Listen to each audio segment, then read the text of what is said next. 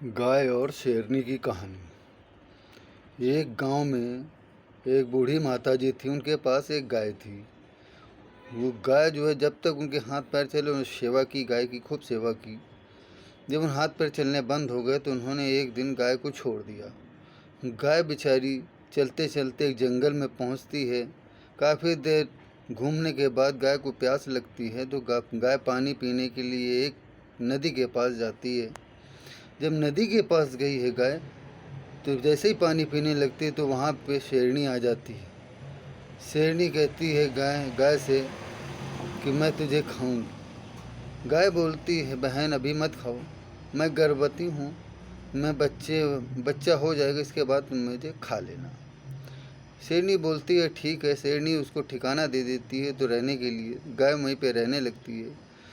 कुछ दिनों के बाद गाय अपने बच्चे को जन्म देती है। बछड़ा पैदा होता है।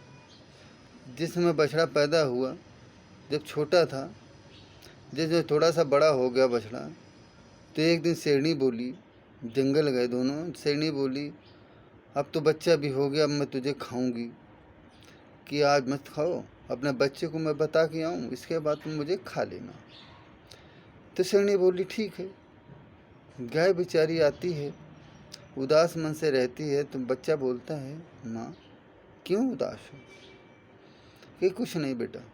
कि नहीं, बताओ माँ क्यों उदास हो? गाय बोलती है, बेटा कल मुझे शेरनी खा लेगी। कि क्या? कि हाँ, कल मुझे शेरनी खा लेगी।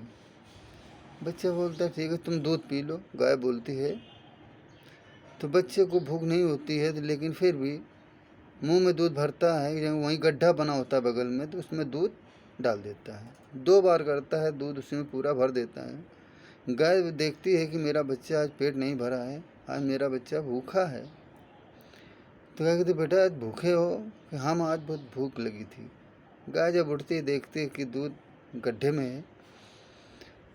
तो गाय कहती है कि बेटा ये दूध, जब तक दूध रहेगा तब तक समझना तेरी माँ जिंदा है। ये दूध जिस समय खून हो जाए तो समझ लेना तेरी माँ मर गई। दूसरे दिन जिस शेरनी और गाय दोनों जाती हैं जंगल में, तो शाम होती है। शाम होती है तो शेरनी कहती है कि अब मुझे खाऊंगी तुझे। गाय बोलती ठीक है। तो शेरनी गाय को खा लेती है। इधर शेरनी का बच्चा कहता क्या बात है भाई, तू आज खेल नहीं रहा है? कि नहीं, कि मेरी माँ को तेरी माँ ने खा लिया है। कि क्या, ये झूठ है? कि नहीं, ये सच है, ये दूध गवाह है। मेरी माँ कह गई थी जिस समय दूध दूध रहेगा तो ये समझ लेना तेरी माँ जिंदा है। ये दूध खून बन जाए तो समझ लेना तेरी माँ मर गई। ये देखो, ये दूध जो है खून हो गया है। शेरनी का बच्चा बोलता है ठीक है दोस्त, देखते हैं। जब शेरनी घर आती है अपने ठिकाने पे, तो शेरनी का बच्चा बोलता है, माँ आज गाय मौसी नहीं आई। तो शेरनी बोलती उसको मैंने खा लिया। बच्चा बोलता ठीक। दूसरे दिन से समय शेरनी जंगल जाने लगती है तो शेरनी का बच्चा बोलता है कि माँ आज मैं भी चलूँगा। शेरनी बोलती है नहीं बेटे, तुम मत जा। बच्चा बोलता है नहीं माँ, मैं चलूँगा। जिद करता है। जिद करते हुए शेरनी अपने बच्चे को साथ में ले जाती है। तो जब दोपहर हो जाती है तो इसमें इधर क्या होता है कि शेरनी का बच्चा जो है कुएं के पास पहुंचता है। कुएं में देखता है, उसकी शक्ल दिखाई पड़ती है पानी में। तो बच्चा बोलता है, माँ माँ देखो देखो देखो, इसमें दूसरा भी। शेरनी वहाँ से दौड़ के आती है, देखती है कि एकदम देखते ही एकदम उसमें कुएं में छलांग लगा देती है। कुएं में गिर जाती है, शेरनी भी मर जाती है।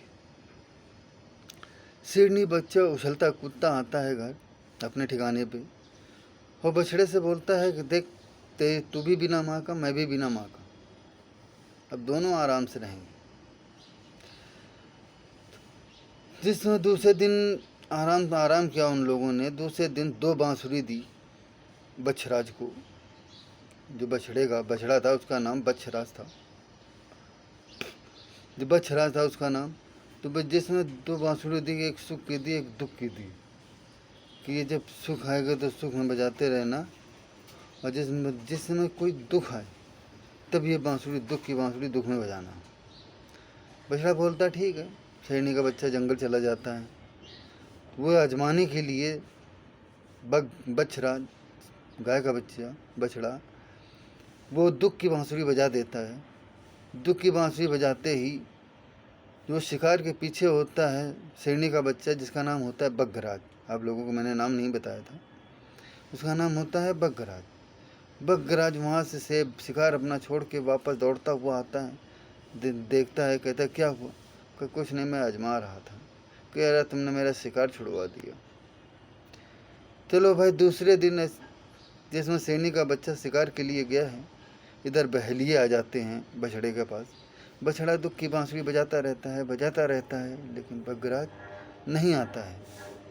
जब बगराज नहीं आता है तो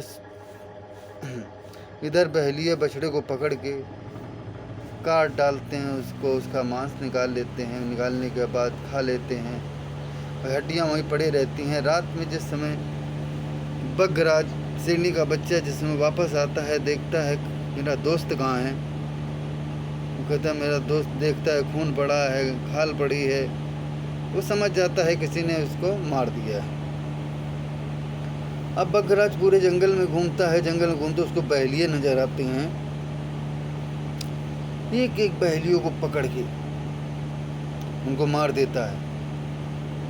बगराज, शेरनी का बच्चा मार देता है सारे बहेलियों को।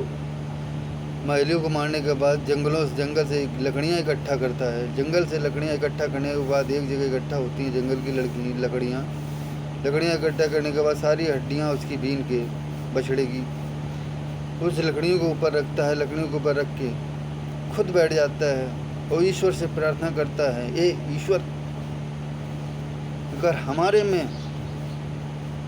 दोस्ती अच्छी थी, अच्छी शक्ति है, तो इसमें आग लग जाए।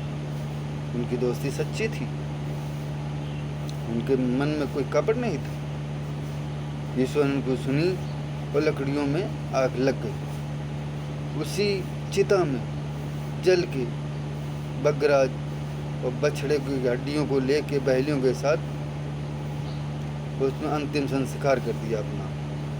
ये होती है दोस्तों कि दोस्ती किसकी? बगराज और बछराज की, मतलब शेरनी के बच्चे की और गाय के बछड़ी की।